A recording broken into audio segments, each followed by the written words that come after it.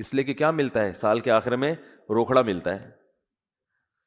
روکھڑا ملے گا تو سارے کام ہوں گے, عزت بھی ملے گی, ترقی ہوگی آپ کی. دیکھا جاتا ہے نا پرائیویٹ اداروں میں, تو دیکھا جاتا ہے, گورنمنٹ میں دیکھا جانا چاہیے کہ یہ اس کی حاضریاں کتنی ہیں اور کتنا کس نے کام کیا ہے. لہذا ان کو موٹیویٹ کرنے کے لیے آپ کو بار بار اناؤنسمنٹ کی ضرورت نہیں ہے. بار بار اناؤنسمنٹ کی ضرورت نہیں. ایک دفعہ اعلان دوبارہ کریں گے تو آپ ان کو بیوقوف بولو گے, یار بس سر آپ نے بتا دیا نا 9 بجے کا ٹائم ہے, بس کیا ہے بار بار بھونپو لے کے گھر پہنچ جاتے ہو, ہے لاؤڈ اسپیکر لے کے میرے دروازے پہ کھڑے ہو 9 بج گئے. یہ جو سحری جگانے والے آتے ہیں نا, مجھے ان سے اسی وجہ سے الرجی ہے. او بھائی ہمیں پتہ ہے یار سب کو, جس نے روزہ رکھنا ہے وہ اٹھ جائے گا.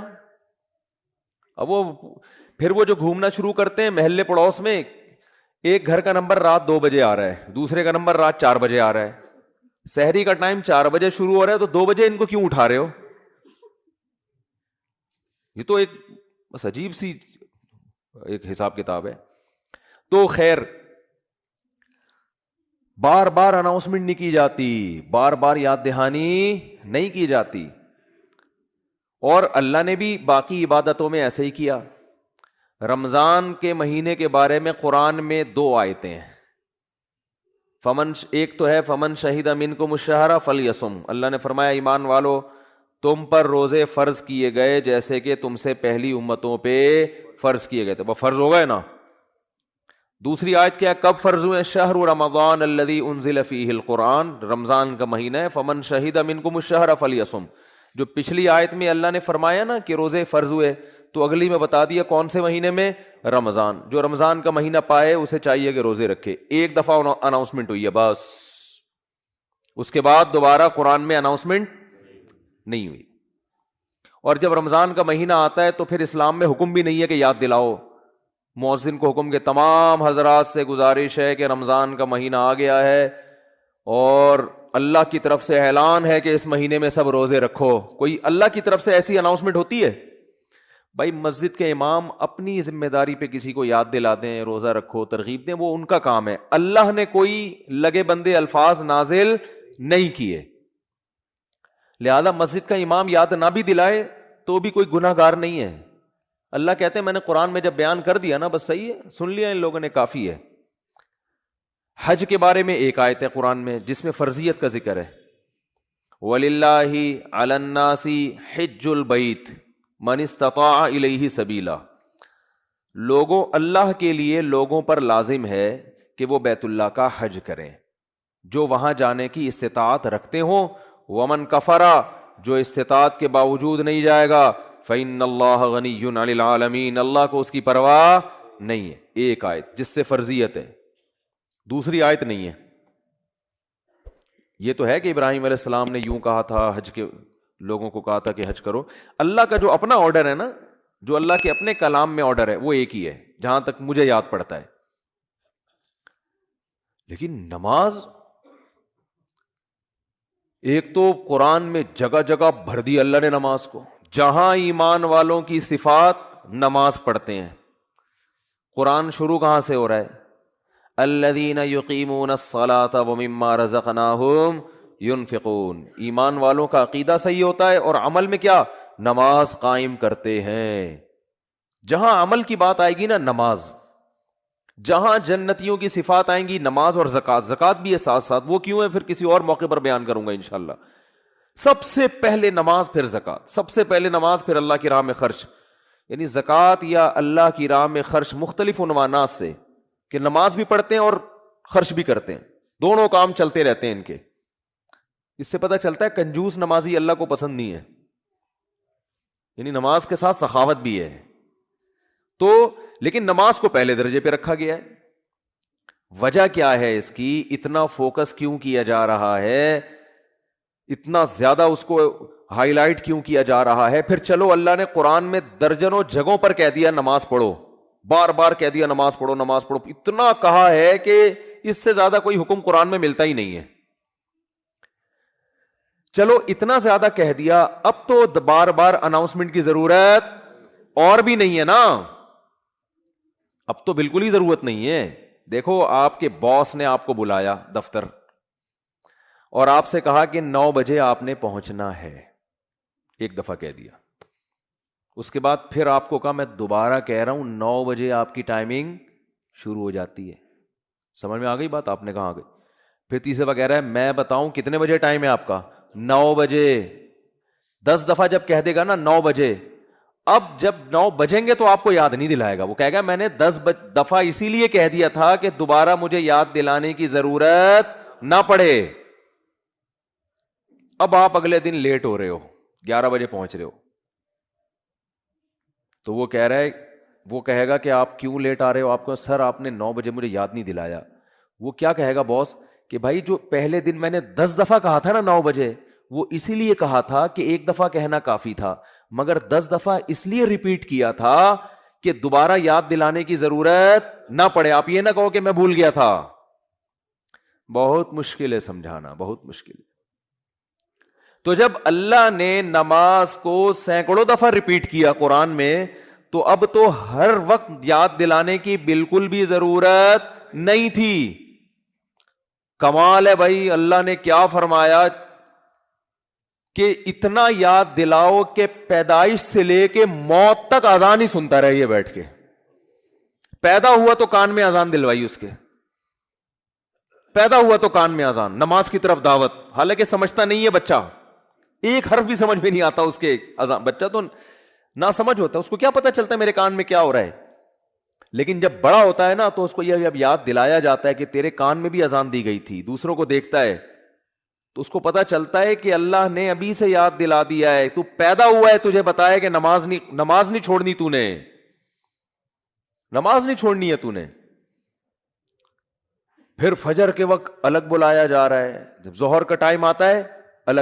اچھا اللہ نے نماز کا بھی ذکر کیا اور ٹائمنگ بھی قرآن میں بتا دی.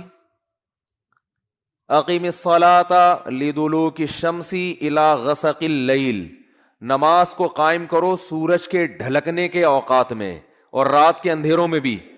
اس میں پانچوں نمازیں آ گئیں. سورج میں جب کوئی بڑی تبدیلی ہوتی ہے نا تو اس کو ڈھلکنا کہتے ہیں. سورج میں جب بڑی تبدیلی ہوتی ہے، فجر کے وقت سورج کیا اندھیروں سے نکل کے روشنیوں کی طرف جب لائٹ مارتا ہے نا سورج مشرق سے. دیکھو کوئی گاڑی، آپ کسی گاڑی کا انتظار کر رہے ہو یار، وہ دولہے کی مثال دیتے ہیں، اس کو بات سمجھ میں آئے گی. دولہا بارات کے انتظار میں ہے، ہال میں بیٹھا ہوا ہے، بارات آ رہی ہے کہ نہیں آ رہی ہے، ٹائم دیکھ رہا ہے یار لیٹ، پہلے میں بہت لیٹ ہو گیا مفتی صاحب کا بیان سن کے، تو 45 سال میں شادی کر رہا ہوں، اوپر سے بارات لیٹ ہے. تو وہ فوراً دیکھتا رہے گا کہ بھئی ایک دم بسوں کی لائٹیں جو ہے نا گلی کے نکڑ پہ بس نظر نہیں آتی، لائٹنگ پہلے ہوتی ہے نا، لائٹنگ سے اندازہ ہو جاتا ہے کہ اب بارات پہنچنے والی ہے. پھر پٹاخے وٹاخے بعد میں. تو سورج کیا ہے ایک دم غائب ہو جاتا ہے، اندھیروں میں دنیا ڈوب جاتی ہے. تو سب سے پہلے جو لائٹ مشرق کی طرف ظاہر ہوتی ہے، جو لائٹ یعنی اس طرح ہوتی ہے، وہ ایک تو عمودی لائٹ ہوتی ہے نا، عمود کو کیا کہتے ہیں؟ پرپینڈیکولر کہتے ہیں. ہم تو ٹریگنومیٹری پڑھ کے بھول گئے یار. ہاں ہاریزینٹل میں لفظ بھول گیا ہوں، ہم نے بہت پڑھی ہے. ہاریزونٹل ایک ہوتا ہے، پرپینڈیکولر ایک ہوتا ہے بیس کہتے ہیں اس کو. ہاں بال چھوڑ ٹریگنومیٹری پھر بعد میں پڑھیں گے. بھی ایک لائن، ایک روشنی یوں آتی ہے، پھر ایک روشنی ایسے. جو یہ روشنی ہے نا اس کو صبح کاذب کہتے ہیں. صبح کاذب، یہ جھوٹی صبح ہے، یہ اس کی علامت نہیں ہے کہ سورج آ رہا ہے ابھی. اس کے بعد جب ایک دم افق پہ مشرق یعنی مشرق کی طرف آسمان کے کنارے پہ جو ایسے لائٹ پھیلتی ہے نا، یہ وہ والی لائٹ ہے جو بارات آتے وقت ٹرک جو بس مارتی ہے نا لائٹ، اب یہ آ گئی ہے. اس سے پہلے تو کوئی سگریٹ پی رہا تھا یا کیا کر رہا تھا. تو اس کو کہتے ہیں صبح صادق، سچی صبح. وہ پہلے والی صبح سے دھوکا ہوتا ہے کہ شاید سورج نکل رہا ہے، وہ اس لیے اس کو صبح کاذب کہا جاتا ہے. اور اس کے بعد آتی ہے صبح صادق. تو وہ جو لائٹ مشرق کی طرف پھیلتی ہے نا ایسے لمبائی میں، وہ اس کی علامت ہوتی ہے کہ اب وہ اندھیرے ختم، ایک دم سورج ایک ڈھلکنا شروع ہو رہا ہے نا، ایک دنیا میں ایک بہت بڑی چینجنگ آ رہی ہے. تو اللہ نے فرمایا جیسے ہی دنیا میں یہ چینجنگ آئے گی، تبدیلی آئے گی اس سے، سورج کے ڈھلکنے سے، تم نے کیا کرنا ہے اس موقع پر؟ نماز قائم کرنا ہے, اپنے رب کو یاد کرنا ہے, میرا رب مجھے رات کے اندھیروں سے نکال کے دوبارہ, کتنی بڑی خدا کی قسم, یہ سورج کا طلوع ہونا اتنی بڑی نشانی ہے اللہ کے وجود کی. ایتھیس اور ملحد پاگل ہوتے, مجھے لوگ کہتے ہیں ملحدوں پہ کو معاف کر دیں, بیان نہ کریں آپ, بہت بیان ہو گیا ملحدوں پر, لیکن بھائی کیسے یار چھوڑ دیں؟ اتنی بڑی خدا کی نشانیاں دیکھ کر جو بدبخت کہتے ہیں یہ آٹومیٹیکلی ہو رہا ہے. اور یار ایسا سسٹم, اتنا ایندھن اس کے اندر, ایسی روشنی, کیسا, جیسے آپ تکے کو گھماتے ہیں نا جب پکاتے ہیں, کوئلے پہ جب تکا پکاتے ہیں, ادھر سے پک گیا, اب کیا کرو, گھماؤ, یہ خود بخود گھومتا ہے؟ گھمانا پڑتا ہے, یا ایسا سسٹم لگانا پڑے گا کہ گھومے. وہ سسٹم کوئی لگا کے دیتا ہے.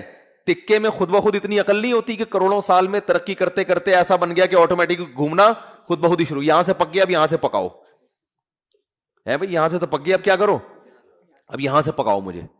تکا خود بخود کروڑوں سال میں بھی اتنا ذہین نہیں ہوتا, تو یہ سورج اور زمین اتنے ذہین کیسے ہو گئے کہ سورج گیا اور پوری دنیا کو لائٹ دیتا دیتا ساری دنیا میں کی فصلیں اگاتا, وٹامن ڈی پرووائڈ کرتے کرتے کرتے کرتے ابھی سورج امریکہ والوں کو نواز رہا ہے. اس وقت یہاں رات ہو رہی ہے نا, امریکہ میں دن ہے, سورج وہاں جا کے گوروں کو وٹامن ڈی دے رہا ہے, ان کی فصلوں میں جان پیدا کر رہا ہے.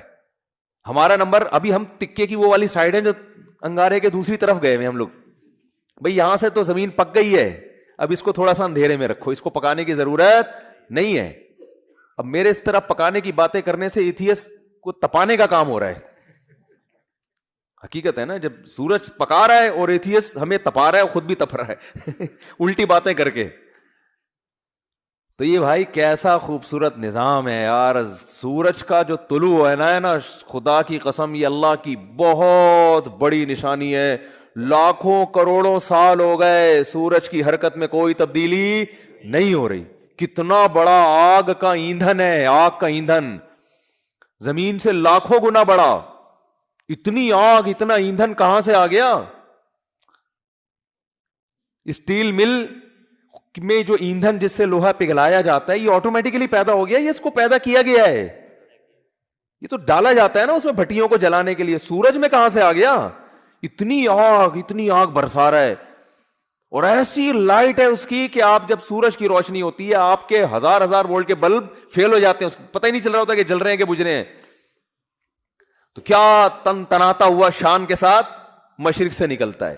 تو اللہ نے کہا ابھی نکلنے سے پہلے پوری دنیا کا نظام چونکہ چینج ہو رہا ہے, اندھیروں سے ڈوب کے تم روشنیوں کی طرف آ رہے ہو, تو جو ملحد ہوگا, جو خدا کا انکار کرنے والا ہے, اسے اس سے کوئی غرض نہیں ہے کہ اللہ نے مجھے دوبارہ زندگی دی, دوبارہ سورج میری خدمت کے لیے طلوع ہو رہا ہے اور اس زمین کا نظام دوبارہ سے کیا ہو رہا ہے, چینج ہو رہا ہے.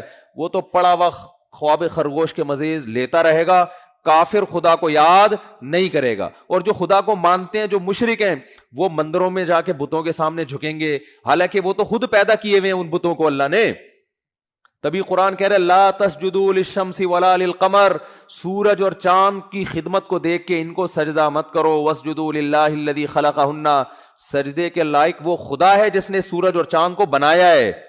ہندو کہتا ہے گائے ہماری بڑی خدمت کرتی ہے, گائے ہماری ماں ہے, ہمارا بھگوان ہے.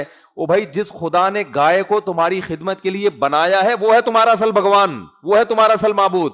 یہ گائے بنی نہیں ہے, بنائی گئی ہے. ایک میکینک نے گاڑی بنا کے آپ کو گفٹ دے دی, گاڑی کا شکریہ ادا کر رہے ہو آپ, ہیں بے وقوفی ہے یا نہیں ہے؟ ایک سائنٹسٹ نے گاڑی بنائی اور آپ کو دے دی, لو بھائی چلاؤ. ریوو بنائی, ریوو اس لیے کہہ رہا ہوں کہ مثال تو اچھی دینا آدمی. میں نے کہا ہے نا کہ دیکھو بعض لوگ جو غریب ہونا تو کوئی برائی ہے نہیں, ہمارے نبی صلی اللہ علیہ وسلم دنیا کے مسکین تھے. سوچ کا غریب ہونا کیا ہے؟ نقصان دہ. اس لیے میں انڈے والے برگر کی مثال نہیں دیتا, مثال ہمیشہ زنگر برگر کی ہوگی. کیا کھاؤ بے شک انڈے والا برگر, جیب میں دیکھو پیسے ہیں تو انڈے والا کھا لو, زنگر کیا تو لیکن مثال ہمیشہ کس کی دو؟ زنگر کی. تو مثال اچھی گاڑی کی دینی چاہیے. اور اس میں ایک اور حکمت بھی ہے جو کبھی اور کسی اور وقت بتائیں گے انشاءاللہ. تو آپ کو کسی نے, کمپنی نے ریوو دے کے نا آپ کو گفٹ دے دی, لے بھائی. اب آپ کیا کر رہے ہو کہ ریوو کا شکریہ ادا کر رہے ہو, تمہارا بہت شکریہ, تم میری زندگی میں آئی, تم مجھے بٹھا کے گھماتی ہو اور تمہاری وجہ سے میری عزت ہو رہی ہے. تو بات یہ چل رہی تھی کہ آپ کو کسی نے ریوو گفٹ دی, یا آپ کو کسی نے گاڑی گفٹ دی, یا آپ کو کسی نے کوئی بھی ہدیہ دیا, انڈے والا برگر کھلا دیا, آپ برگر کی تعریفیں کر رہے ہو, برگر کے شکریہ ادا کر رہے ہو. تو ہندو یہی کر رہے ہو بھائی, گائے تم پر احسان نہیں کر رہی, احسان اس ذات نے کیا جس نے اس گائے کو بنایا. تو خدا کہہ رہا ہے کہ نہ ملحدوں کی طرح خدا کا انکار کرو کہ یہ خود بخود ہو رہا ہے, اور نہ مشرکین کی طرح اس اصل خدا کو چھوڑ کر بنی ہوئی چیزوں کو پوجنا شروع کر دو. اسلام کتنا بیلنس کرتا ہے, کیسی اعتدال والی بات کرتا ہے. لا تسجدوا للشمس ولا للقمر, سورج اور چاند کو سجدہ مت کرو ان کی خدمت کو دیکھ کے. واسجدوا للہ الذی خلقہن, اس ذات کو سجدہ کرو جس نے ان کو بنایا. یہاں بھی سجدے کا ذکر ہے, نماز میں ہوتا ہے سجدہ.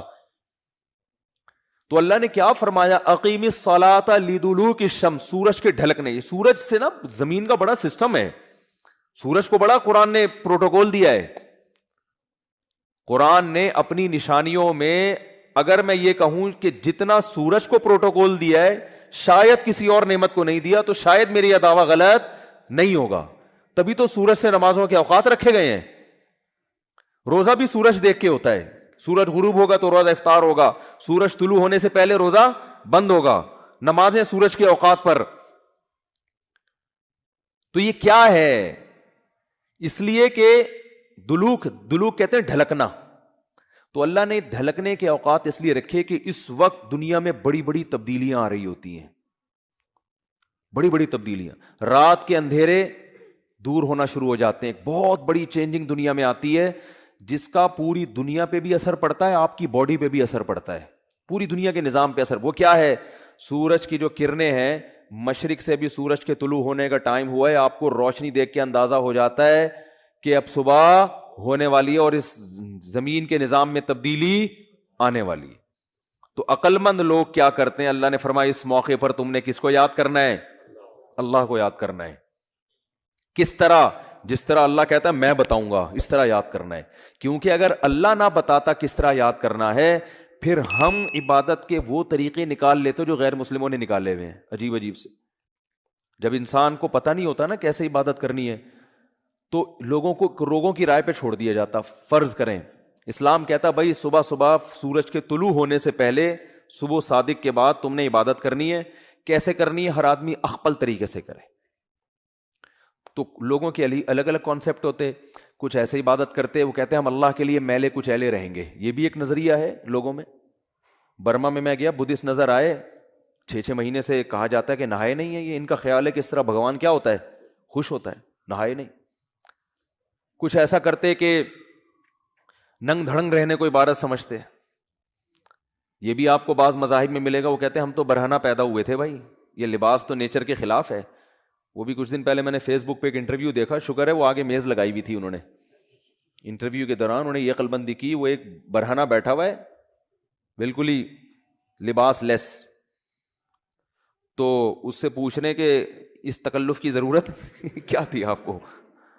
تو وہ کہہ رہے ہم تو انسان کیا ہے, پیدا کیسے ہوا ہے؟ برہنہ. تو نیچر یہی ہے کہ لباس وباس نہیں ہونا چاہیے. نیچے لوگوں نے طبیعت سے گالیاں دی ہوئی نا کہ اس کی کوئی ماں بہن نہیں ہے گھر میں. تو یہ بھی ایک عبادت کا ان کے خیال میں طریقہ ہے. بعض لوگوں میں عبادت کا طریقہ یہ ہے کہ ہم گوشت نہیں کھائیں گے, اس سے اللہ خوش ہوگا. تو انسان کو اگر آزاد چھوڑ دیتا نا اسلام کہ تم اللہ کو جس طرح بھی راضی کرنا چاہو کرو, تو انسان غلط رخ پہ چلا جاتا, وہ انسانیت کے دائرے سے نکل جاتا. اللہ نے بتا دیا اقیم الصلاۃ لدلوک الشمس. میں پہلے جو نماز کے اوقات ہیں ان کو تھوڑا ڈیفائن کر دوں, پھر میں بتاؤں گا اسلام نے یہ طریقہ کیوں بتایا ہے. پہلا دلوک شمس ہوتا ہے, دنیا میں بڑی تبدیلی آتی ہے صبح صادق, اندھیروں سے روشنی پھوٹنا شروع, پتہ چلتا ہے اب دن کیا ہو گیا, چینج. اس کے بعد سورج پھر ٹکا کباب بناتے بناتے نا ایسے ہوتے ہوتے بالکل بلندی پہ جا کے پہنچتا ہے جس کو زوال کا وقت کہتے ہیں, اور ایک ٹائم آتا ہے بلندی سے دوبارہ نیچے ڈھلکنا شروع کر دیتا ہے. جیسے ہی نیچے ڈھلکنا شروع ہوگا, اللہ نے فرمایا دلوک شمس ہو رہا ہے, بڑی تبدیلی آ رہی ہے دنیا میں. اب سورج ٹاٹا کرتے ہوئے واپس جا رہا ہے.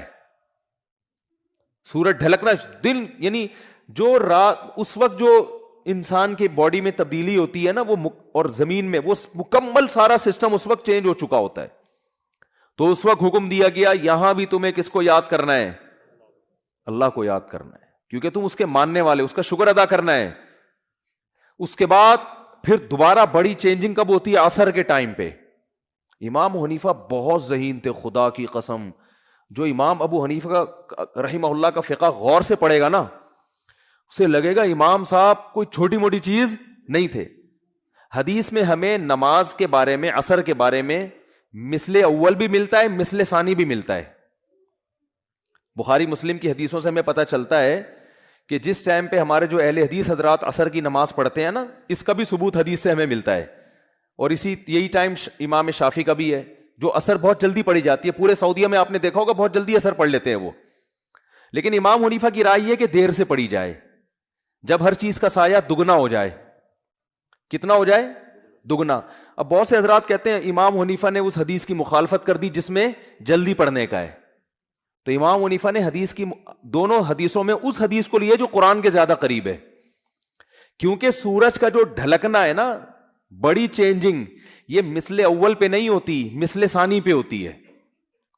یعنی جب ہر چیز کا سایہ آپ نے 1 فٹ کا اسکیل رکھا زمین پہ, جب اس اسکیل کا سایہ اتنا ہو جائے, دیکھیں جب سورج بالکل اوپر ہوتا ہے, اس بات کو ذرا ٹیکنیکل طریقے سے سمجھیں, سورج بالکل سر پہ ہوتا ہے تو ہر چیز کا سایہ 0 ہو جاتا ہے. کتنا ہو جاتا ہے؟ اگر آپ خط استوا پر ہوں, ایکویٹر پہ ہو نا, تو سورج جب بالکل آپ کے سر پہ ہوگا تو 1 فٹ اسکیل اگر ہے اس کا سایہ کتنا ہوگا؟ 0, کیونکہ بالکل اوپر ہے نا. اب جب ذرا سا ڈھلکے گا تو جیسے ہی تھوڑا سا ڈھلکا ہے ظہر شروع, اس پر پوری امت کا اتفاق ہے. پھر ڈھلکتے ڈھلکتے جب اس چیز کا سایہ اتنا ہو جائے جتنی وہ چیز ہے, یعنی 1 فٹ چیز کا سایہ 1 فٹ ہو جائے, تو جمہور علماء کہتے ہیں عصر کا ٹائم شروع ہو گیا. اور بخاری کی حدیث بھی ہے اس پر. لیکن بخاری ہی کی دوسری حدیث سے پتہ چلتا ہے کہ ایسا نہیں ہے. بخاری مسلم کی, چونکہ ابھی میرا یہ ٹاپک نہیں ہے اس لیے میں حدیثیں پیش نہیں کر رہا, ورنہ پورا وہ ٹاپک اختلافی مسئلے پہ چلا جائے گا. اس سے پتہ چلتا ہے کہ نہیں, ابھی عصر کا ٹائم شروع نہیں ہوا, بلکہ ہر چیز کا سایہ جب دگنا ہو جائے گا, 1 فٹ کی چیز ہے اس کا سایہ کتنا ہو جائے؟ 2 فٹ, تو عصر کا ٹائم شروع ہوتا ہے. اس وقت عصر کا ٹائم شروع. یہ امام ابو حنیفہ کا قول ہے, راجح قول, کہ بہتر یہ ہے, افضل یہ ہے کہ عصر کی نماز اس وقت پڑھی جائے, اس سے پہلے پڑھنا فتویٰ اس پر ہے کہ جائز تو ہے مگر بہتر نہیں ہے. تبھی ہمارے ہاں ہندوستان پاکستان میں دیر سے اثر ہوتی ہے. عرب کنٹریز میں چونکہ فقہ حنبلی کو فالو کرتے ہیں نا, شافعی اور حنبلی, وہ جلدی اہل حدیث بھی جلدی پڑھتے ہیں. لیکن قرآن میں اگر آپ غور کرو گے تو قرآن سورج کے ڈھلکنے پر, اور یعنی کوئی بڑا تغیر ہونا چاہیے زمین میں, تو وہ جو بڑی چینجنگ ہے نا اس وقت نہیں ہوتی جب ہر چیز کا سایہ 1 مثل ہو, بلکہ وہ اس وقت ہوتی ہے جب ہر چیز کا سایہ کیا ہو؟ 2 مثل. اس وقت ٹائم بہت چینج ہو چکا ہوتا ہے. جب ہر چیز کا سایہ 1 مثل ہوتا ہے تو ٹائم میں چینجنگ نہیں ہوتی. یعنی ایک عام آدمی سے آپ پوچھیں گے تو وہ ٹائم بتا بھی نہیں سکتا, یعنی وہ اندازہ بھی نہیں لگا سکتا کہ یہ ظہر ختم ہوئی ہے یا عصر شروع ہوئی ہے کہ نہیں ہوئی ہے. جبکہ جو عصر, جب سورج میں تپش بالکل کم ہو جاتی ہے سورج کی, اس وقت کائنات میں بڑی تبدیلی ہو چکی ہوتی ہے. تو امام صاحب کی دلیل یہ ہے کہ اس کائنات میں جب بڑی چینجنگ ہوگی سورج کی حرکت کی وجہ سے, تو نماز کا ٹائم, کسی نہ کسی نماز کا ٹائم آ رہا ہوگا, تو وہ چینجنگ مثل اول پہ نہیں ہوتی بلکہ مثل ثانی پہ ہوتی ہے. اور ایک اور بھی حدیث ہے امام حنیفہ کی دلیل, بخاری مسلم کی, بات چل پڑی ہے, لوگ کیونکہ کلپ بنا کے مارکیٹ میں چلا دیتے ہیں نا, پھر ادھوری دلیل آتی ہے. حدیث میں آتا ہے آپ صلی اللہ علیہ وسلم نے فرمایا, بخاری مسلم کی حدیث ہے, کہ میری اور پچھلی امتوں کی مثال اس مزدور کی ہے کہ ایک مزدور نے فجر سے لے کے ظہر تک کام کیا, اجر 1 قرات ملا. ایک نے ظہر سے لے کے عصر تک کام کیا, اجر 1 قرات ملا. اور ایک نے عصر سے لے کے مغرب تک کام کیا, اجر 2 قرات ملا. تو آپ نے فرمایا کہ عمل قلیلا و اجر کثیرا, جو فجر سے لے کے ظہر تک کام کر رہا ہے بہت زیادہ کام کرے گا مگر اجر کتنا؟ 1 قرات.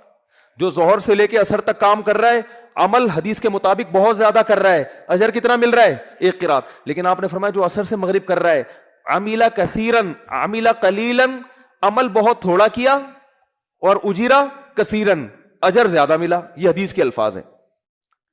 تو پچھلی امتیں کیا ہیں؟ یہود و نصارہ. یہودیوں نے فجر سے لے کے ظہر تک عمل کیا, عمل 1 روپیہ ملے گا ان کو, ایک مثال دے رہا ہوں روپے سے. عیسائی نے بھی بہت لمبا عمل کیا, ظہر سے عصر تک عمل, ثواب کتنا مل رہا ہے؟ 1 روپیہ. اس امت نے بہت تھوڑی دیر عمل کیا مگر اجر کیا مل رہا ہے؟ دگنا. تو یہود و نصارہ اللہ سے کہیں گے اللہ ہم عمل زیادہ کر رہے ہیں اجر کم, یہ عمل کم کر رہے ہیں اجر زیادہ. تو اللہ فرمائیں گے کہ میں تم پہ ظلم نہیں کر رہا, تمہیں تمہارے عمل کا پورا بدلہ دے رہا ہوں. اس امت کو تھوڑے عمل پہ جو میں اضافی دے رہا ہوں تو یہ میری مرضی ہے, یہ میرا فضل ہے. بھائی ایک مزدور سے 1 گھنٹہ گڑھا کھدوائیں, اجرت طے ہوئی 100 روپے, وہ دے دیا آپ نے. اس سے آدھا گھنٹہ گڑھا کھدوا کے اجرت طے 100 تھی لیکن آپ نے 500 روپے پکڑا دیے, تو 100 والا اعتراض تھوڑی کرے گا. آپ کہیں گے بھائی تمہیں تو پوری اجرت مل گئی نا, اب یہ ہماری اس سے تعلقات ہیں, ہم نے اس کو ڈبل دے دیا. تو یہ مثال فٹ بیٹھ ہی نہیں سکتی کہ اگر ہم عصر کو مثل اول پہ پڑھیں گے, کیونکہ پھر ظہر اور عصر کا جو فاصلہ ہے وہ اور عصر اور مغرب کا فاصلہ تقریباً برابر ہو جائیں گے. نہیں آ رہی بات سمجھ میں؟ اس سے پتہ چلتا ہے عصر اور مغرب کا فاصلہ کم ہے اور ظہر اور عصر کا زیادہ ہے. تو یہ حنفیہ جو امام ابو حنیفہ جو ٹائم بتاتے ہیں نا عصر کا, اس ٹائم پر تو یہ مثال فٹ بیٹھتی ہے.